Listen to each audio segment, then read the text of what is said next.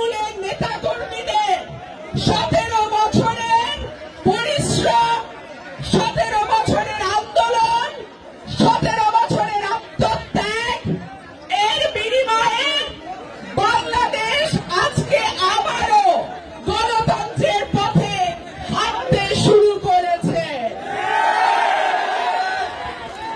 এইবারের নির্বাচন হবে সবচেয়ে আনন্দের নির্বাচন। এইবারের নির্বাচন হবে 17 কোটি মানুষের নির্বাচন।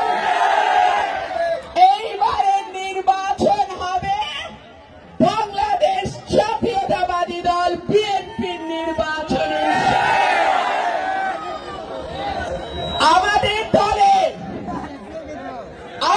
দলের সম্মানিত চেয়ারপারসন থেকে শুরু করে ভারপ্রাপ্ত চেয়ারম্যান জনাব তারেক রহমান থেকে শুরু করে বিএনপির মহাসচিব মির্জা ফখরুল ইসলাম আলমগীর থেকে শুরু করে আমার ইউনিয়নের ভাইদের নামে শত শত মিথ্যা মামলা এই 17 বছর আমরা দেখেছি।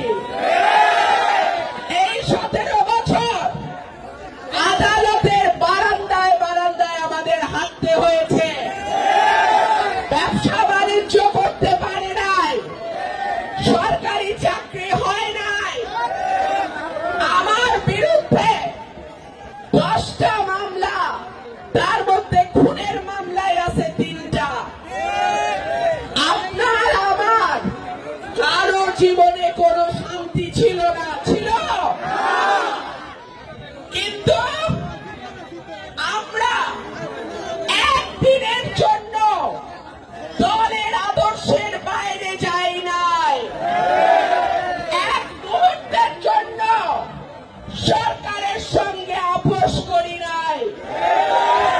বাংলাদেশ জাতীয়তাবাদী দল হচ্ছে সেই দল, সেই দল ভালো থাকলে বাংলাদেশ ভালো থাকে। জাতীয়তাবাদী দল হচ্ছে সেই দল যার নেত্রী বেগম খালেদা জিয়া, অ্যাক্টিং চেয়ারম্যান তারেক রহমান যদি ভালো থাকে, বাংলাদেশের মানুষ ভালো থাকে। 71-এর মুক্তিযুদ্ধ,